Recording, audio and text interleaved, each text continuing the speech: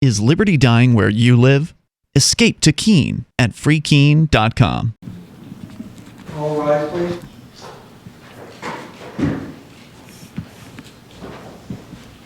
All right, Mr. Perry, will you stand, please, sir?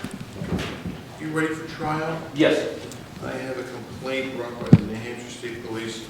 It's a motor vehicle violation from the 16th of May, 2012. The charge is that on South Main Street in Newport, you did fail and neglect to have a vehicle registered that you were operating in accordance with RSA 261-40, and you wear the charge. Yes. And you filed 2 motions to dismiss. One to dismiss and one for an exemption from the supposed requirement to register a personal vehicle. And so I'll consider those motions in the context of the evidence presented and rule on them after the trial. State's ready for trial? Yes, Your Honor. Can we take the stand? And if you raise your right hand, please, just swear to tell the truth, the whole truth, and nothing but the truth, so help you God. I do. May you see. Please keep your voice up nice and loud so that everything you say is heard by those of us present and recorded. Go right ahead. Yes, Your Honor. On May 16, 2012, approximately 4:40 p.m. Why don't you identify yourself for the record, please? Yes, Your Honor. I'm Trooper Jason Eckox from New Hampshire State Police. I've been employed with Department of Safety since 2004. I'm currently assigned to Troop G, which is the Commercial Motor Vehicle Unit, and the DMV Investigative Unit. All right. On May 16th, approximately 4:40 p.m., I was traveling north on South Main Street. The court could take judicial notice that South Main Street in Newport is a way. I'll do that. I pulled up behind a vehicle at the intersection of 11103 and South Main Street in the left-hand turn lane, and I noticed a plate on it that was unusual to me in that it had a big star on the side of it. Loosely identified it with the state of Texas plate. It looked unusual because I just don't see a lot of those. So I went ahead and ran the plate to find out if it was in fact a valid plate. When I talked to the dispatcher and read the plate numbers and letters back to her, she identified that plate as being no longer registered because it had expired 2 months prior. It was a plate issue, or what state's name? Texas. Texas license plate. Yes, Your Honor. So what I did is I followed that vehicle, turned on the emergency lights, followed the vehicle around onto 11103 from South Main Street. The vehicle then turned right into the Irving gas station, if you're familiar, and pulled in the pumps area. I got out of the cruiser, I approached the vehicle, told the driver that the vehicle license plate registration was in fact expired, and asked the driver for his identification and any registration paperwork he may have. At that time, the driver presented me with an Arizona driver's license and some paperwork for registration in the state of Texas. Took that paperwork back to the cruiser. I informed them who I was, who I worked for, that so on. Went back to the cruiser, double checked that the plate was in fact no longer registered with the dispatcher, and created a summons for failure to register the vehicle. Went back up to the driver, identified as the defendant, Mr. Darryl Perry, and told him that I was issuing the summons. And I went through my normal spiel basically for when I issue a summons. The court of jurisdiction is Newport District Court, and I explained it was right down the street from where we were if he was unfamiliar, because he had an Arizona driver's license. I explained that he had a few choices to make: guilty, not guilty, or no contender, but he needed to answer the summons within 30 days. Mr. Perry answered that he understood, but asked that he had a jury trial. I told Mr. Perry that I had no way of making that decision. The only person that can make that decision is the court. And from then on, I departed and continued on with my day from there on out. That was the end of my interaction with Mr. Perry. And you see the gentleman today that was driving the vehicle? I do. Mr. Perry, seated at the defendant's table. You may cross-examine Trooper Hickox. If you have any questions, you can go right ahead. Yes. You testified that you saw me traveling north on South Main. Yes. How far did you actually witness me travel? On South Main Street? During the total duration, your officer notes don't note a distance. Yes. How far, the total distance? Well, it'd probably be about 300, maybe 300 yards total. Okay. That's livable. I mean, from the time that I was behind you and noticed that the plate was expired till the time that you pulled into Irving, I just noticed that the officer notes do say mark a distance, which was not done. Was I violating the posted speed limit? No. Was I traveling in an unsafe manner? Nope. While operating the vehicle, was I being potentially hazardous to other drivers? Nope. And you testified that I was not speeding, being unsafe, or otherwise being dangerous, correct? That's correct. Are you familiar with Article 19 of the New Hampshire Constitution, which you swore to uphold? Generally, yes. Okay, Article 19 reads in part, every subject hath a right to be secure from all unreasonable searches and seizures of his person, his house, his papers, and his possessions. You will agree that a vehicle is a possession? Yes. How then was running a check of the license plate not an unreasonable search? It's not unreasonable because in the state of New Hampshire, we can run any vehicle that's operating on the ways of the state of New Hampshire. So there's total discretion of, oh, I see a license plate, I just want to run it for absolutely no reason? Yes. Would you say that you had probable cause to run my plate? Probable cause to run your license plate? Yes. The fact that... Whereas you believed that I was committing some kind of a crime or had committed a crime? The reason why I ran the license plate, because the plate was definitely unusual in that it's not a normal Texas license plate. I think we can both agree with that. Texas has like 75 different plates that they allow people to get. Okay? Do you run every out-of-state license plate that you see? No. So you admit that you use discretion on how to enforce RSA 26140? I use discretion based on what I saw. Do you always ticket people for expired registration, or do you sometimes issue warnings? I do sometimes issue warnings. And how do you decide whether to issue a warning or a ticket? Generally speaking, if it's really close to the registration time, I may ask them, I'll issue a summons and say you need to have the vehicle registered. If you provide proof, then I'll dismiss the ticket or place it on file. And what, if anything, influenced your decision to give me specifically a ticket instead of a warning? The reason why I issued a summons is that your vehicle had been expired for a period of time that was longer. And it was unreasonable if you were traveling through for you to come back and provide proof. Did you notice anything unusual about my vehicle? Anything unusual about you? No. Bumper stickers? Oh, actually, I did notice that there were bumper stickers on it. Do you recall specifically what any of those bumper stickers said? No. Okay. Did the bumper stickers on my vehicle influence your decision to give me a ticket instead of a warning? No. And what facts, if any, do you have to prove that I am subject to RSA 26140? You're traveling on the ways of the state of New Hampshire? Okay, more specifically, what facts do you have to prove that I have agreed to abide by the statutes of the government of New Hampshire? You drive in the state of New Hampshire? Okay, you're familiar with Article 3 of the New Hampshire Constitution? Generally speaking, if you hear a refresher, I don't have it written down, but it roughly states that people supposedly give up rights for the greater good in return for a government issuing protection. The Supreme Court of the United States has ruled that governments are not duty-bound to protect individuals, that police are there to enforce laws. And Article 3 also says without this protection, the surrender of rights is void.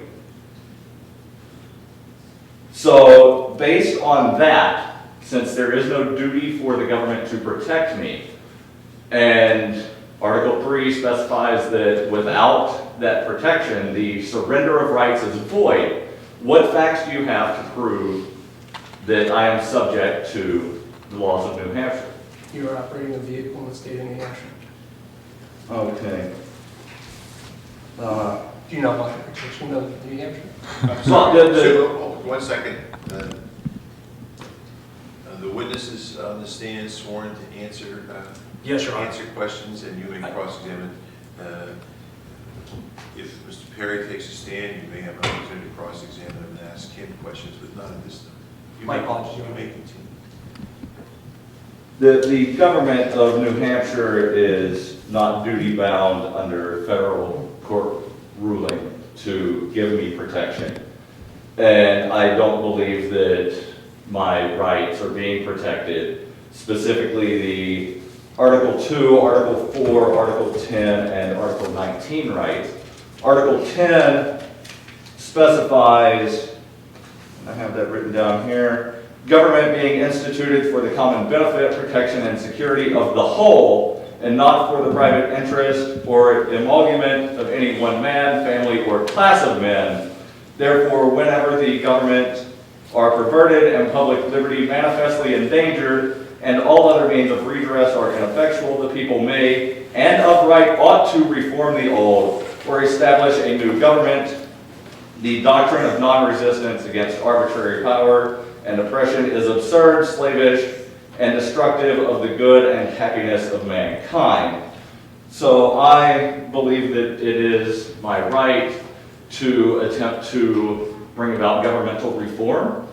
I never agreed nor signed papers stating that I pledged allegiance to any government.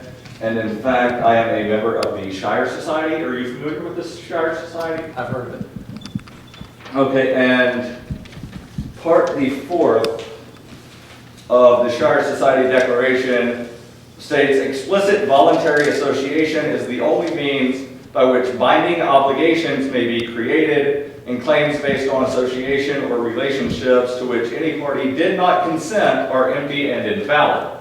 I have never consented to any currently recognized government, so it is my position that RSA 26140 is invalid and the entire vehicle registration code is invalid because you are aware that there are exemptions for certain individuals Exemptions from what? from the fees associated with vehicle registration in the state of New Hampshire. Are you aware of that? That a person could be completely exempt from the registration of the vehicle. Are you aware of that? Is the question. I'm not aware of that. You are aware that certain individuals are exempt from the fees associated with registration, correct? I'm not aware of that. Okay. The RSA does actually specify individuals and groups who are exempt, those being disabled veterans, prisoners of war, blind veterans, as well as certain vehicles owned by nonprofits, all motor vehicles owned and driven by the state, county, city, town, or school district, any motor vehicle owned or driven by a volunteer fire department, and any motor vehicle owned and driven by a public or private educational institution for the purpose of driver's training. And I just have two final questions. What proof, if any, do you have to support the claim that I violated RSA 26140? You are operating a vehicle in the state of New Hampshire. What physical evidence? Excuse me 1 second. Let him, you can answer the question, but you gotta let him answer the question you've asked. Any person that operates a vehicle in the state of New Hampshire is required to have that vehicle registered, whether it be through your own jurisdiction or ours. But what physical evidence do you have to prove beyond a reasonable doubt that I am guilty of violating RSA 26140? The fact that I ran your registration and no valid registration exists, that it was expired, that is the evidence. But what physical evidence do you have to present today in court? I don't have any physical evidence. Thank you, no further questions. You stopped Mr. Perry on May 16th of this year, I did, Your Honor. and you say when you stopped him, he presented you with an Arizona driver's license. Yes, sir. And he presented you with some form of hard copy of a registration That's correct. issued by, Texas. and did it reflect when it was effective and when it was to expire? Yes, Your Honor. Do you recall? I believe it was March, but I can't remember the exact date in it. March of this year was what? The expiration date. Any other questions regarding that? No further questions. No further questions. You may step down, and thanks very much. Any other witnesses from the state's perspective? No, same question. State reps, all right, you may be seated. Mr. Perry, you may take a stand if you wish. You may call yourself to testify. You have the right to remain silent. If you I have no witnesses. Do you wish to testify? No, sir. All right.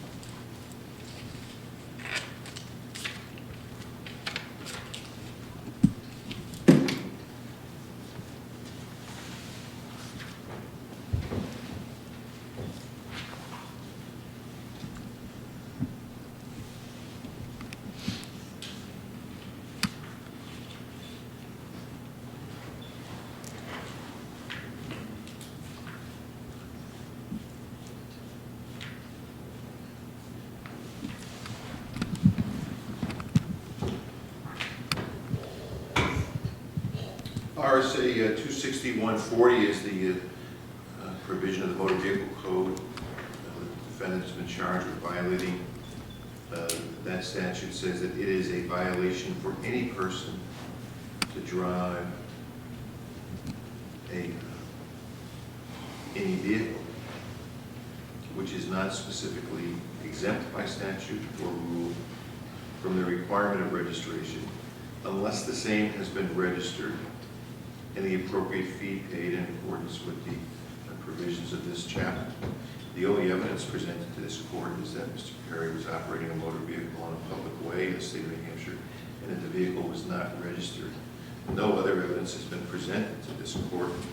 And so your motion to dismiss has been denied, and the motion to receive an exemption from the requirement to register a personal automobile has also been denied based upon a lack of any evidence to support either motion. And the charge of failing and neglecting to have the vehicle that you were operating registered in accordance with law contrary to RSA 26140, I do find you guilty of violating that charge. The statute says the fine for a violation of this section shall be $100, and so I've imposed a fine of $100. The penalty assessment by statute associated with all fines is 24%, and so I've added $24 penalty assessment to the fine. The total fine and penalty assessment, that's $124 after finding you guilty. I would ask you, Mr. Perry, to please stop at the window in the lobby of the clerk's office before you exit the courthouse so that you can address the question of payment of the fine. I would like to motion the court to allow me to donate this money to a charity. The fine and penalty assessment is due the court, and you must pay the court the fine. It's not permitted or allowed to pay anyone else. I would like to motion the court to allow me to do community service in lieu of the fine. You certainly can file such a motion, and I'll be happy to consider that. You'll have to file a written request with the clerk to do community service and a financial affidavit signed under oath. I have to make a finding that you are indigent and not able to pay the fine before I can permit you to do community service. But if you truly have no ability to pay the fine, you may discharge the fine by doing community service and receive credit at the rate of $10 an hour. So you'd be required to do that. The amount of hours of community service to match the $124 they're due. The clerk will go over all that with you at the window. Okay. Thanks very much. Thank you. All rise, please. We'd like to invite you to visit freekeen.com. Freekeen.com features audio, video, and blogs chronicling the transition to a voluntary society. Freekeen.com also has comments and discussion forums so you can be heard. Freekeen.com. I should be in Keene, New Hampshire with the Free Staters.